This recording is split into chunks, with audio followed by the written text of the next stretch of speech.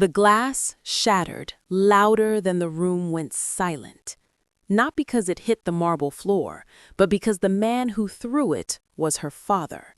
A billionaire, a kingmaker, a man feared in boardrooms across 3 continents, and his daughter was standing there, trembling, mascara streaked, voice cracking as she screamed one sentence that no one in that penthouse was ever supposed to hear.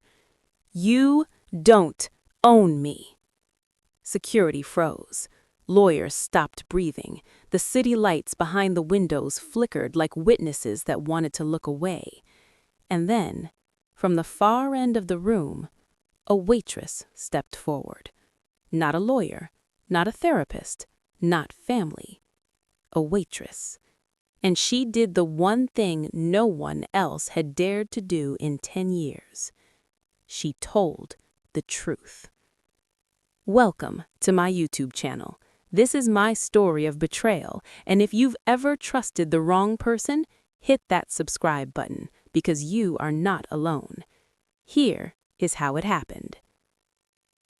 I was reading comments on my YouTube videos the other day, and I realized I wasn't the only one who had watched power destroy someone they loved. Thousands of messages, different countries, same pain. And that's when I knew I had to finally tell this story, because what you saw at the beginning, the shattered glass, the billionaire's rage, the waitress standing between a father and his daughter, that wasn't the beginning. That was the end of years of quiet control. It started the day Elena Rothschild turned 21. Her name alone opened doors. Her face was on magazine covers before she learned how to say no. Her future was planned before she learned how to want. From the outside, she was untouchable. From the inside, she was trapped. Her father, Marcus Rothschild, didn't believe in children, he believed in assets. Elena wasn't raised, she was managed. Every class she took, every friend she lost, every man she was allowed to date. Even her smiles were scheduled. And the cruelest part, he called it love. The staff knew. They always know. But you don't speak when your paycheck has commas in it. Except one person. Me. I was 24, broke, working double shifts at a private restaurant that catered exclusively to people who could buy my life without checking their bank balance. I didn't even know whose table it was when I was assigned to it. All I saw was a young woman sitting perfectly still, hands folded, eyes empty, and a man across from her talking at her, not to her. He didn't raise his voice. He didn't need to. Power doesn't shout. It waits. "Elena," he said, calmly cutting his steak. "The engagement announcement goes out Friday." She blinked. "I told you I'm not ready." He smiled without warmth. "You don't need to be ready. You need to be obedient." I froze. Waitresses hear everything, but this wasn't gossip. This was ownership spoken out loud. I should have walked away. That's the rule. You don't intervene in the lives of people who can erase you with a phone call. But then, Elena looked up, and our eyes met. For half a second, her perfect billionaire mask cracked, and I saw it. Fear. Real fear. That night, as I cleared the table, she whispered something so quiet it almost disappeared under the clink of silverware. "Do you ever feel like your life isn't yours?" I hesitated. Every survival instinct told me to lie. Instead, I said, "Every day." She nodded like someone who had just been diagnosed with a disease they already suspected. From that moment on, something changed, not loudly, not dramatically, but dangerously. She started asking me questions about normal things, what music I listened to, what mistakes I'd made, what it felt like to choose something and live with the consequences. Her father watched. He always watched, and he didn't like what he saw. The invitations stopped including my name. Then my shifts changed. Then the manager pulled me aside and said, "Be professional. You're there to serve food, not ideas." That's when I knew this wasn't just curiosity. This was a threat. Because Elena had never questioned him before. And now, because of a waitress, she was starting to imagine a life he didn't control. And powerful men don't forgive that. They eliminate it. 3 weeks later, I was summoned upstairs. Penthouse level. The kind of place where the air smells expensive and silence feels enforced. Marcus Rothschild stood by the window, hands behind his back, like a general inspecting a battlefield. He didn't turn around when he spoke. "You've been talking to my daughter." It wasn't a question. My mouth went dry. "Yes." Finally, he turned and smiled. "You see, people like you don't understand boundaries." He stepped closer. "But you will." That was the moment I realized something terrifying. I wasn't just risking my job. I was standing between a billionaire and the one thing he believed belonged to him. And he was about to remind me how power really works.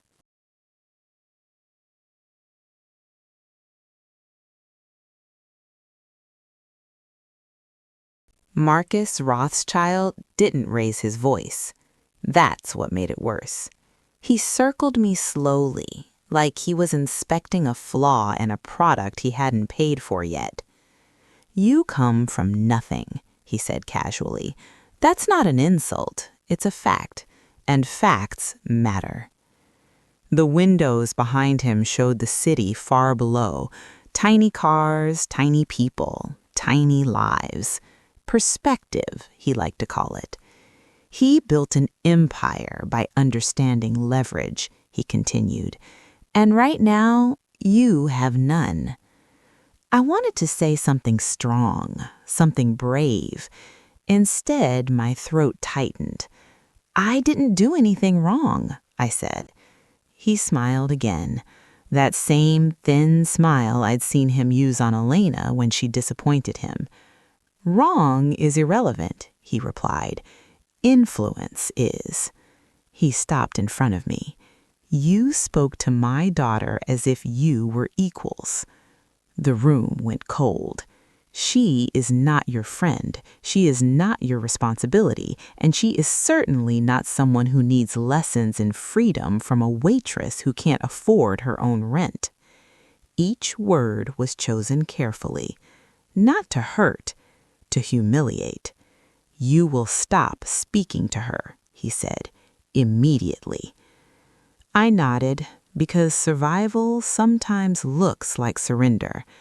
"Good," he said, already turning away, "because if you don't, the consequences will be educational." That was the meeting. No threats written down, no witnesses, just a man who had destroyed better people than me before breakfast. I should have quit that night, packed my things, changed my number, disappeared into a life where billionaires didn't know my name.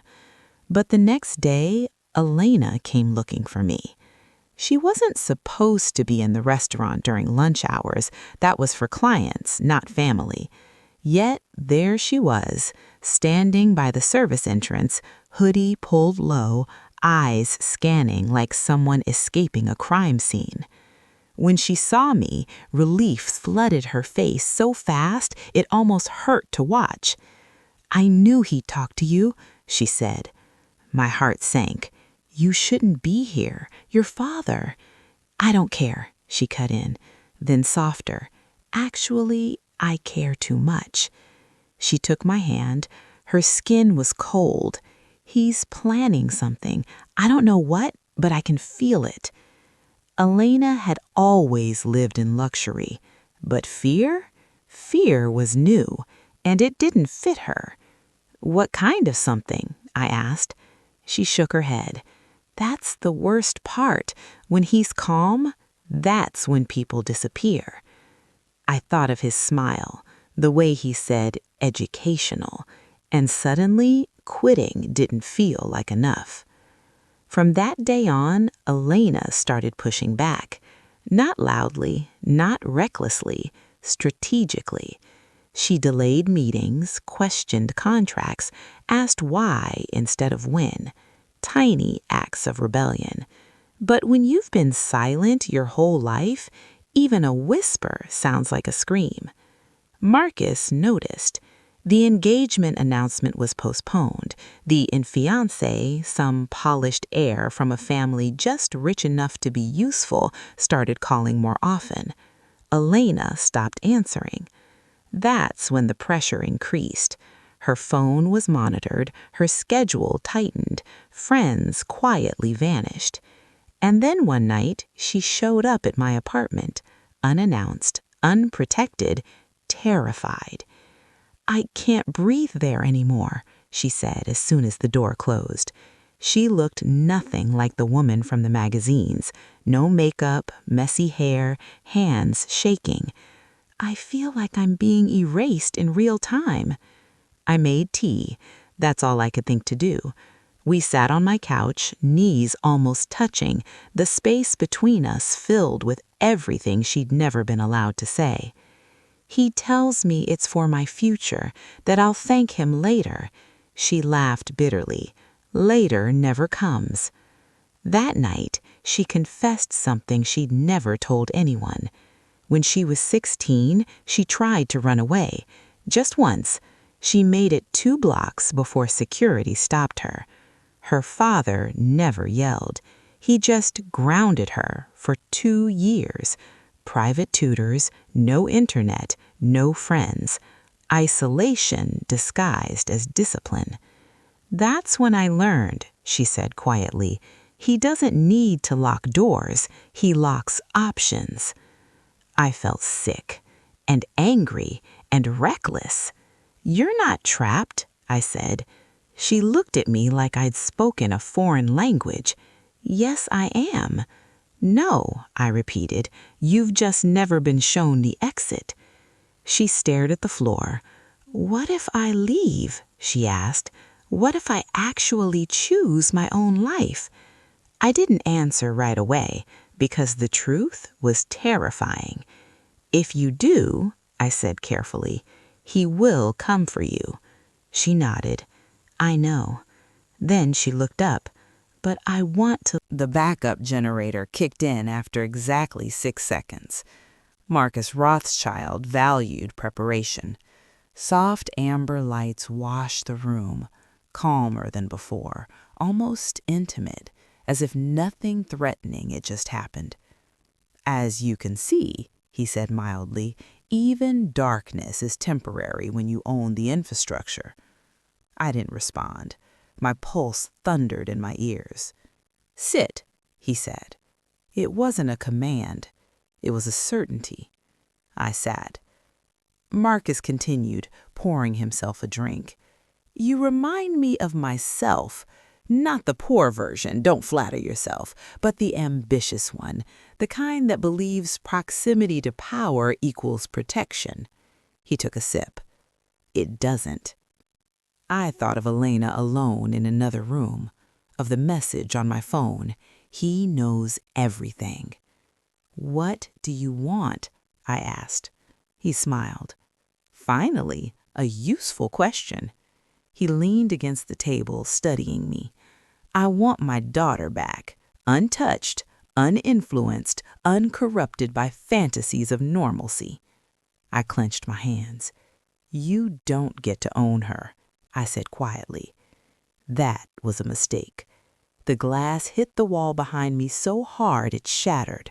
Not near my head, not to kill, to warn. "I don't own her," snapped Marcus. "I built her. Every opportunity, every safety net, every advantage, me." He stepped closer. "And you come along and convince her that struggle is romantic." He scoffed. "Poverty is not freedom." "She doesn't want your life," I said. "She wants hers." His face went still. "That sentence," he said slowly, "is exactly why you need to disappear." The words landed heavier than any threat. Disappear. No firing, no scandal. Erasure.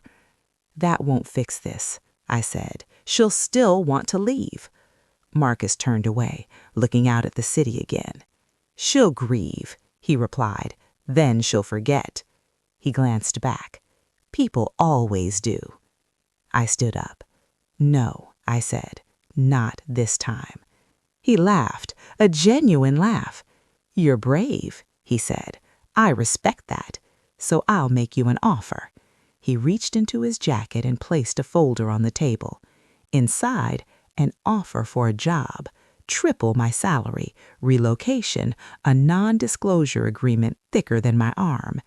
"Take this. Leave tonight. Never speak to her again." I stared at the pages. This was how he solved problems. Not with violence, with comfort. "And if I don't?" I asked. He met my eyes. "Then tomorrow you'll wake up unemployable." He leaned in. "And she'll wake up engaged." I thought of Aleda's shaking hands, of her saying, "I want to live anyway." I closed the folder. "I won't disappear," I said. Marcus sighed, almost disappointed. "So be it." He tapped his phone once. The meeting was over. Security escorted me out, not gruffly, not kindly, efficiently, like removing clutter. As I stepped into the elevator, my phone buzzed again. A new message from Elena. "Where are you?" I typed back with shaking fingers. "On my way." But when I reached my apartment, the locks had been changed. My name was gone from the mailbox. A notice taped to the door. Property reclaimed. Access revoked. My landlord wouldn't answer my calls. My manager wouldn't reply. Within 2 hours, my bank card declined. That's how fast power works when it wants you small.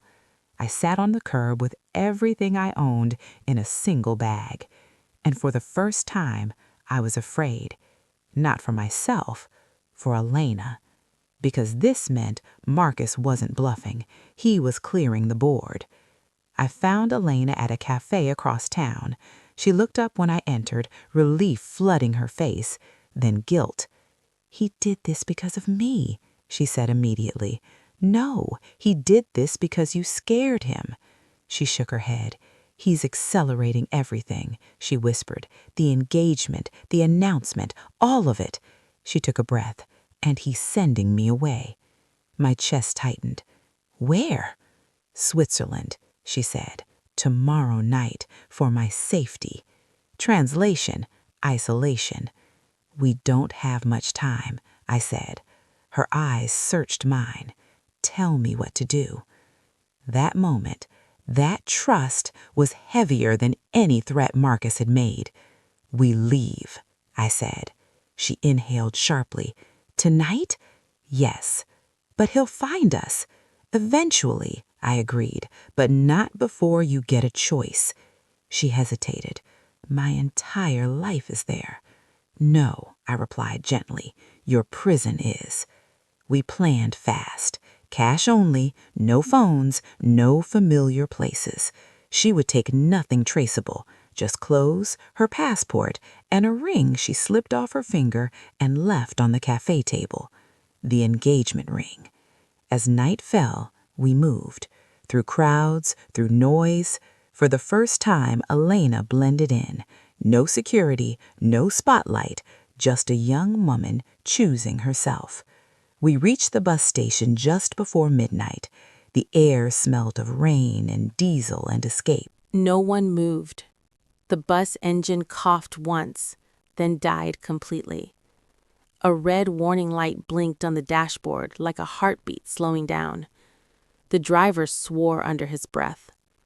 Outside, security vehicles slid into place with surgical precision, blocking exits, sealing streets, controlling chaos before it could even begin. Marcus didn't need the police. The police needed him. On the screen, his face remained calm, almost tender, Elena, he said again, softer this time. You're frightened.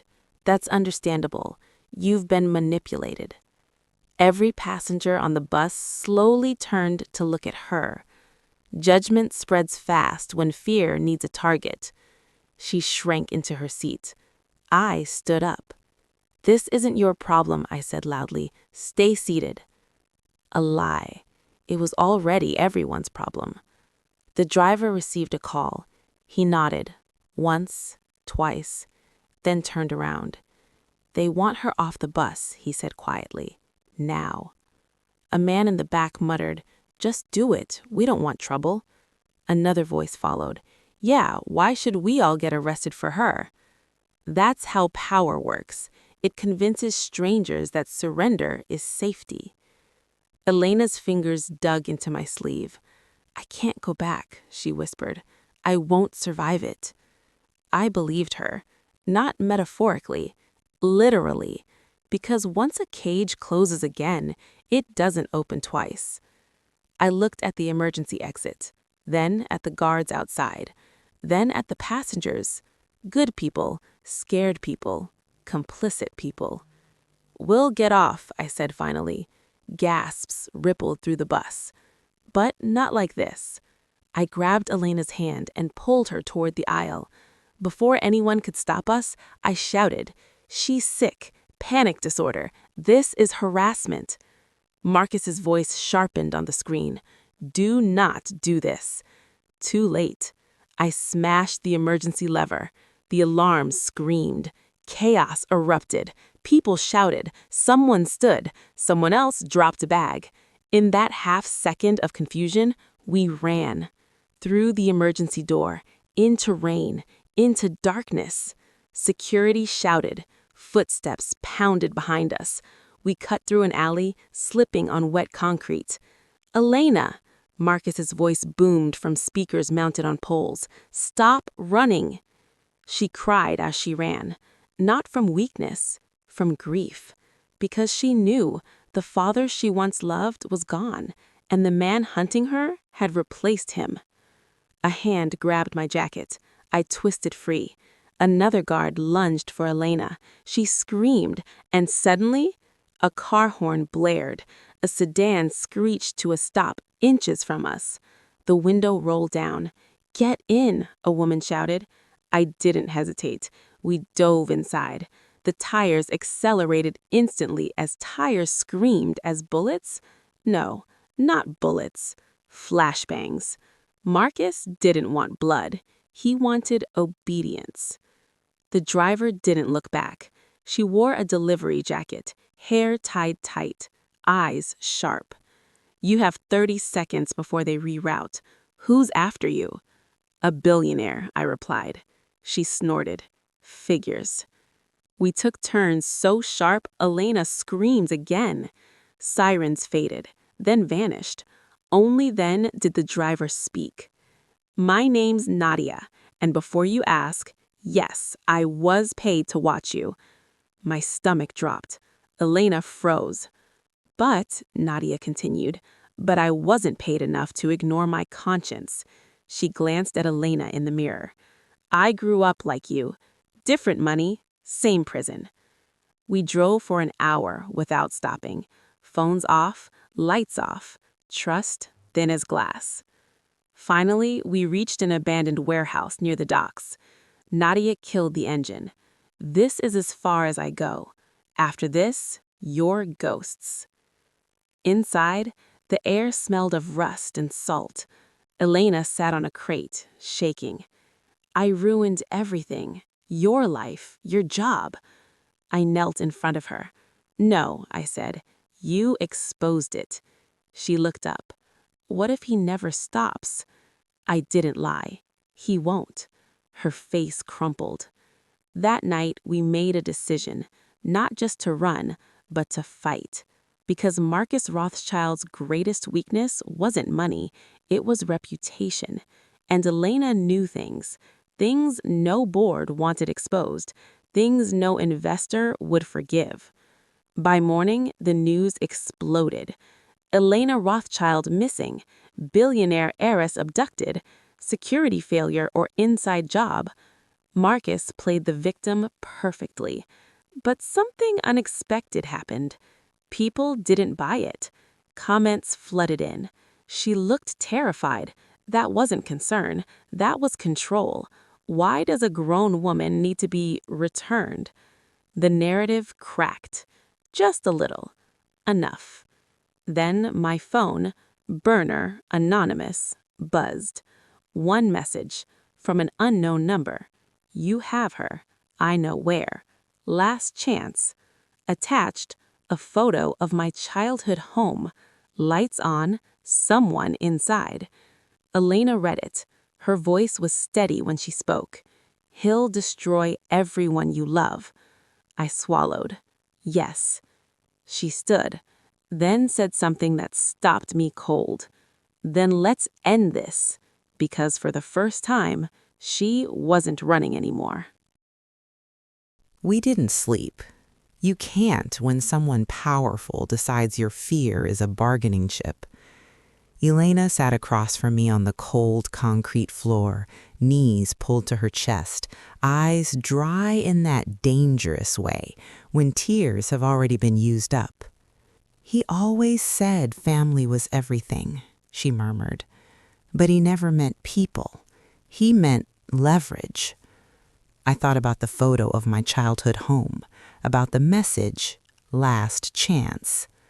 Marcus didn't just want her back. He wanted obedience restored through sacrifice. Mine. Tell me everything, I said. Everything he doesn't want anyone to know. Elena nodded slowly, and then she started talking. When Elena was 18, Marcus had her sign her first trust agreement. She didn't understand the language. She trusted the man who taught her how to ride a bike. Hidden inside the document was a clause, one that transferred full voting control of her shares to him indefinitely. Not until marriage, not until a certain age, forever. If I challenged it, she said, he reminded me of what happened to my mother. That stopped me.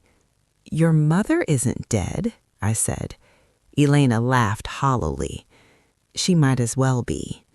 Her mother, Isabella Rothschild, had tried to leave once, not dramatically, not publicly. She filed paperwork, consulted a lawyer. Within weeks, she was declared unstable, committed, silenced, a fortune spent convincing the world she was fragile. She still sends me birthday cards, she whispered, from places that don't list addresses. I felt sick. This wasn't control. This was systematic destruction. There's more, Elena said. Of course there was. Shell companies, political donations tied to regulatory favors, factories shut down overnight, towns erased for margins, and people who threatened to talk, she added quietly. My hands clenched. What happened to them? She met my eyes. They stopped existing. By dawn, we had a plan. Not revenge, exposure, because the truth doesn't need bullets. It needs daylight. We contacted the one person Marcus couldn't buy, a journalist named Aaron Hale, Pulitzer winner, career built on destroying untouchable men. He agreed to meet, once, at a neutral location, public, crowded, and wired. Elena wore a hoodie and jeans, no makeup, no guards, just courage and terror walking side by side. Aaron listened, didn't interrupt, didn't react, just recorded. When she finished, he asked one question. Are you willing to lose everything? Elena didn't hesitate. I already did. That night, Marcus called, direct, no intermediaries. His face filled the screen.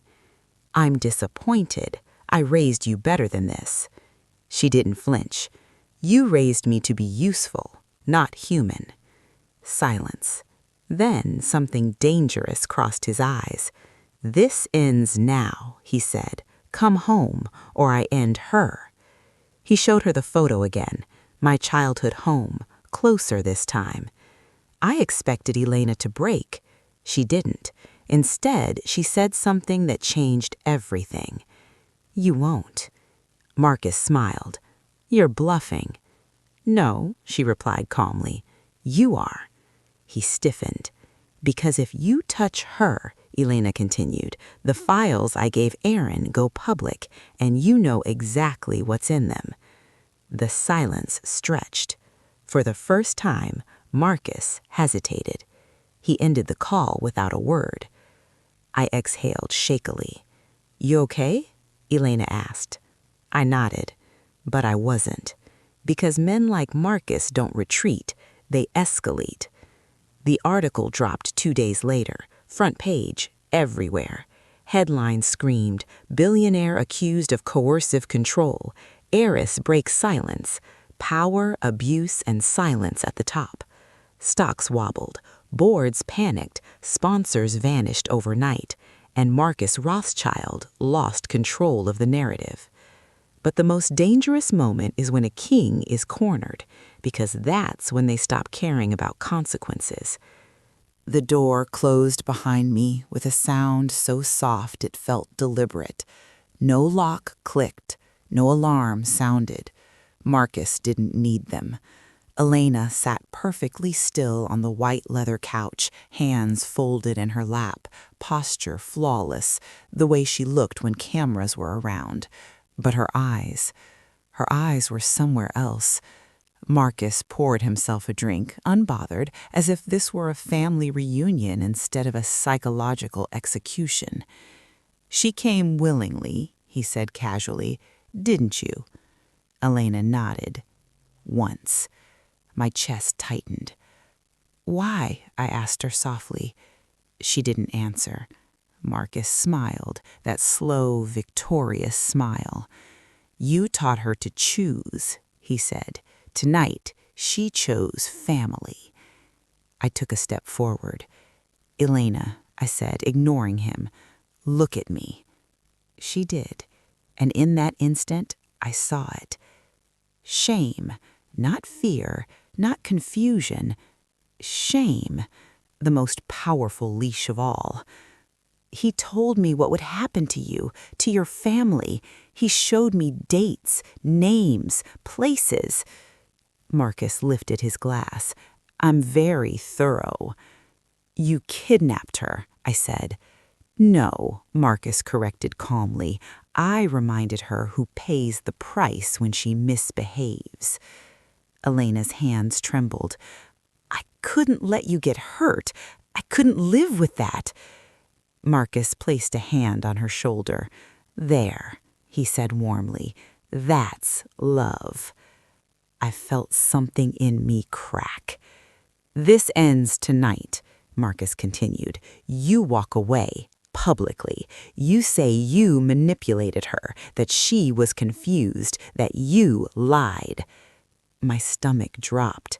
"And if I don't?" I asked. He looked almost bored. "Then tomorrow, the journalist retracts his story. His sources collapse. Your family loses their home, and Elena checks into a very nice clinic." Elena flinched. "That's not true," she said quickly, looking at me. "He wouldn't—" Marcus's hand tightened on her shoulder. "She knows I would." Silence. Thick. Heavy. I realized then this wasn't about winning. This was about breaking me in front of her. I turned to Elena. "Do you remember what you told me?" I asked quietly. She shook her head slightly. "You said, 'I want to live anyway.'" Her eyes filled. Marcus scoffed. "Romantic nonsense." "No," I said. "It was the bravest thing I've ever heard." Marcus stepped between us. "Enough." He slid a phone across the table. "Press record," he said. "Say the words." My hands shook as I picked it up. Elena watched me like a prisoner watching the executioner. If I spoke, she would be safe. If I didn't, everyone I loved would pay. That's how monsters make you complicit. I looked at the camera, And instead of reading his script, I told the truth. I wasn't the manipulator. I was the witness. Marcus's expression hardened. Elena Rothschild isn't confused. She's controlled. And the man standing behind her... The phone flew out of my hand, smashing against the wall. Marcus's face twisted. "You think exposure scares me?" he hissed. "I own consequences." He grabbed Elena's arm. "Say it," he demanded. "Say you want to stay." Her breath hitched. She looked at me, then at him, and something inside her snapped. "No," she said. The word was small, but it landed like thunder. Marcus froze. "What did you say?" She stood up, pulling free. "No," she repeated louder. "I'm not staying, and I'm done being your weapon." For the first time, Marcus looked unsure. "You're emotional," he said quickly. "Sit down." She didn't. "You taught me something," Elena continued, voice shaking but steady, "that love means obedience." She shook her head. "But you were wrong." Marcus laughed sharply. "You're nothing without me." She met his gaze. "Then why are you so afraid of me speaking?" Silence. Pure. Terrifying. Marcus turned to me. "This is your fault, and you'll pay for it." He reached for his phone. Too calm, too late, because mine buzzed first. A message from Aaron Hale. "Board meeting live streamed. Emergency vote. You might want to watch." Marcus frowned. "What did you do?" I smiled. "I didn't disappear." The television on the wall flickered to life. A live feed. Board members, lawyers, panic, emotion. Elena stared at the photo on my phone like it was a ghost that had learned how to bleed. Her mother. Older. Thinner. Alive. Hands pressed to a glass window, eyes red, mouth open mid-plea. "I thought he destroyed her," Elena whispered. "I thought she was gone." Marcus Rothschild's final weapon wasn't money. It was hope, weaponized. The building was still buzzing, lawyers rushing, phones ringing, board members arguing about optics and damage control. But none of it mattered anymore. Marcus had been dragged away in handcuffs. But Marcus had planned for this. Men like him always do. The message came again. Same unknown number. "She's in your city. Private facility. No records. If Elena talks again, your mother disappears." Elena's knees buckled. I caught her before she hit the floor. "This is my fault," she sobbed. "I pushed him too far." "No," I said fiercely. "You pushed him into the light. This is him burning." But even as I said it, I knew. Fire still destroys. We left the penthouse under protection, but protection has limits when the enemy built the system. Cars followed us, phones buzzed endlessly, offers, threats, deals disguised as concern. One thing became clear. The board didn't want justice. They wanted silence. A senior director pulled Elena aside. "You've made your point," he said smoothly. "Now let us handle it." Elena looked at him. "Handle what? My kidnapped mother?" His smile tightened. "Careful," he warned. "You're still a Rothschild." She replied without blinking. "Not anymore." That night, Elena made a choice that terrified everyone advising her. She went live. No filters, no script, no lawyers. Just truth. "I was raised to believe silence was safety," she said to millions watching. "Tonight I learned it's a cage." She told them everything. The control, the threats, The engagement, her mother. Names were said. Proof was shown. Receipts Marcus never imagined she'd dare to use. The comments exploded. "Believe her! This is abuse! We see you!" The internet did what courts sometimes won't. It refused to forget. 10 minutes into the live stream, the feed cut. Lights went out. Backup generators failed. Again, too clean, too intentional. The security team shouted, "Elena, down!" But Elena was already standing, because in the dark, she wasn't afraid anymore. The elevator doors opened without being called. Footsteps echoed. Slow, measured. A man stepped into the emergency lights. Not Marcus. Worse, his fixer. The one who cleaned up messes that never made headlines.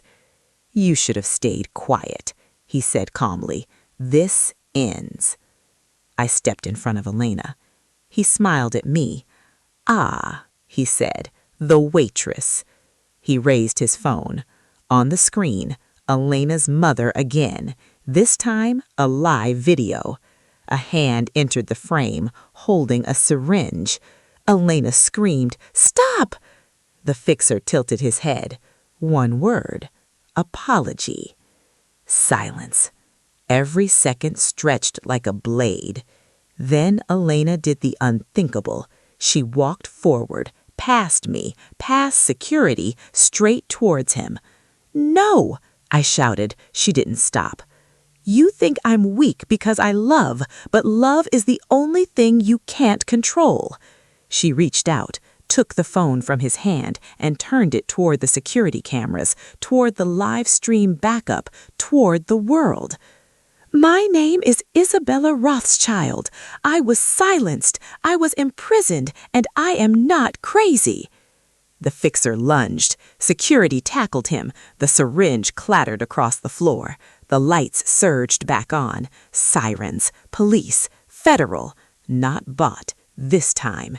Because when the truth is seen, it can't be buried again. Hours later, Elena sat wrapped in a blanket, shaking. Her mother was found, alive, weak but free. As medics worked, Elena held her hand like she'd never let go again. "I'm sorry," Elena whispered. "I should have fought sooner." Her mother smiled faintly. "You fought when it mattered." By morning, the empire was collapsing, accounts frozen, arrests made, deals voided. Marcus Rothschild became what he feared most, a cautionary tale. But the danger wasn't over, because when you expose a king, you inherit his enemies. As we prepared to leave the hospital, a final message arrived. Unknown number, new phone.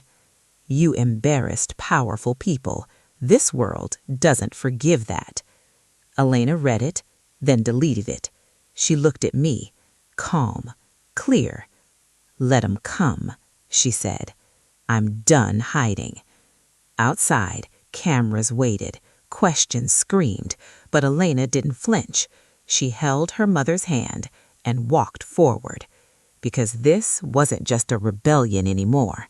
It was a reckoning. And the world was watching what happened next.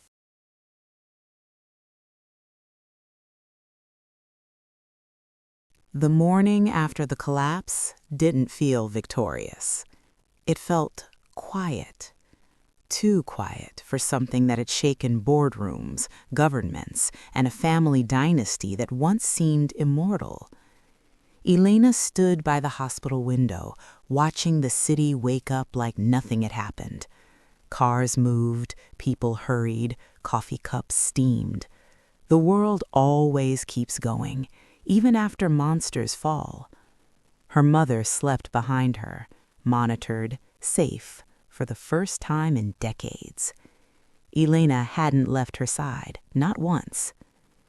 "I used to think freedom would feel loud," she said softly, "like fireworks, like revenge." She shook her head. "But it feels like this, still, fragile, real." Marcus Rothschild was formally charged 3 days later. Coercive control, financial crimes, unlawful confinement. The word abuse finally appeared in headlines next to his name. Not controversy, not allegations, abuse. Power hates being named correctly.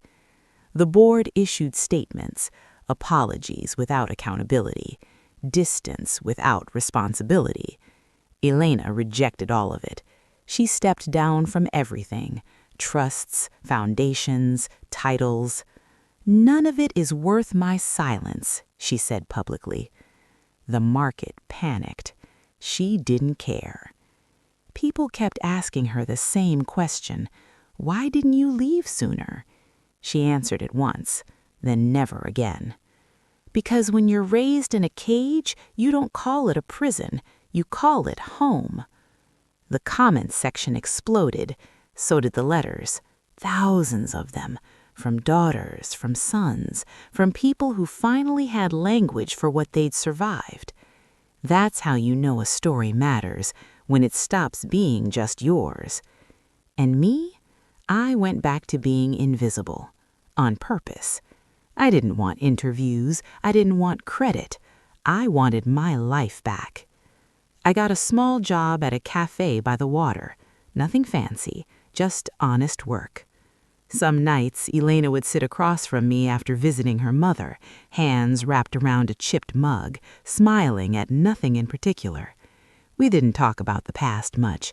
We didn't need to. One evening, she asked me something unexpected. "Why didn't you take the deal, the money, the safety?" I thought about that folder on the table, about how easy it would have been to disappear. "Because if I had," I said, "you would have learned that truth has a price tag." She nodded slowly. "And now?" I reply. "Now you know it has a cost, but it's not for sale." She smiled, a real one. Marcus tried to contact her once, through lawyers, through letters, all unanswered. Power shrinks when it's ignored. That might be its cruelest punishment. Elena changed her last name, not because she was ashamed, but because she was done carrying someone else's shadow. She started studying psychology, trauma, control, recovery. The things they hide lose power when you understand them. Sometimes I'd catch her staring into space, not sad, thinking. Healing isn't linear, but it is honest. 1 year later, we stood at the opening of a small foundation, not funded by billions, funded by people. Its mission was simple: legal exit strategies for adults trapped in coercive families. No spotlight, no saviors, just doors. Elena spoke briefly. No script. No one could handle the billionaire's daughter because everyone was trying to control her. She looked at me. Until someone treated her like a human being. Applause followed, but that wasn't the moment that mattered. The moment that mattered came later, when a young woman approached Elena, shaking. "My father isn't famous. He isn't rich." She hesitated. "But he owns me." Elena took her hands. "He doesn't," she said, "and you don't have to prove anything to leave." That's when I understood. This story was never about money, or power, or even betrayal. It was about permission. Permission to question, permission to walk away, permission to live a life that disappoints the people who benefit from your silence.